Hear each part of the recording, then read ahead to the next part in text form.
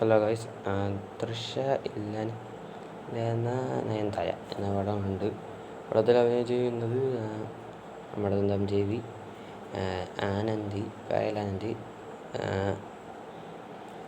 VTV Ganesh, പിന്നെ Priya Anand, Arya, Adhik Ravichandran cameo, and this is directed by Adhik Ravichandran from the maker, മനസ്സിലായി, from the makers of Bagheera Tamil.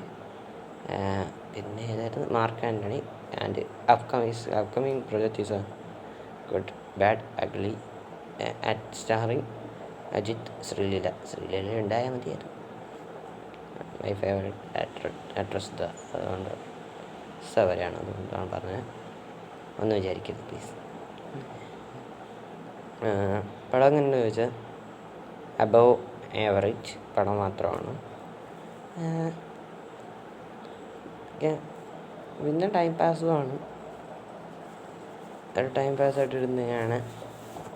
ജീവിയുടെ rebel വെച്ച് നോക്കുമ്പോൾ റിബലിൽ ആകെ ഇഷ്ടപ്പെട്ടത് സിനിമാറ്റോഗ്രഫിയും സ്ക്രീൻ പ്ലേ ആയിരുന്നു. അതുകൊണ്ട് മാത്രമാണ് ഇതിൽ എനിക്ക് ഇഷ്ടപ്പെട്ടത്. അല്ലാതെ ലാലേട്ടൻ്റെ അഭിനയം എനിക്ക് അത്ര ഇഷ്ടപ്പെട്ടിട്ടില്ല കേട്ടോ, അത് വേറെ കാര്യം. പക്ഷെ അത് വെച്ച് നോക്കുമ്പോൾ this is better. Acting music അങ്ങനെയായിരുന്നു. ജീവിയാണ് നിങ്ങളെന്ന് മ്യൂസിക് ചെയ്തോണ്ടിരുന്നത്. അതെന്തോട്ട് അതങ്ങനെയോട്ട് പറഞ്ഞിട്ട് കാര്യമില്ല. അതിനും വേണം ഒരു ഇത്. എവിടെ അഭിനയിച്ചാണ് എല്ലാവരും വരെ അഭിനയിച്ചിട്ടുണ്ട്. ആദിക് രവിചന്ദ്രൻ പറഞ്ഞല്ലേ.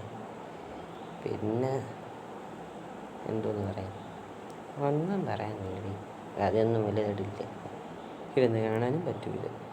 കാണണം ആഗ്രഹമുണ്ടെങ്കിൽ ഇരുന്ന് ഭ്രാന്ത് പിടിച്ച് കിടക്കുന്ന ഒരാൾക്ക് ഇപ്പോൾ നിങ്ങൾ വീട്ടിൽ വെറുതെ ഇരിക്കുകയാണെന്നാണ് ഉദ്ദേശിച്ചത്. വെറുതെ ഇരിക്കുക, ബോറടിക്കുകയാണെങ്കിൽ ഈ പടം ഞാൻ പ്രിസ്ക്രൈബ് ചെയ്യുന്നു. Because this is superb movie for every one.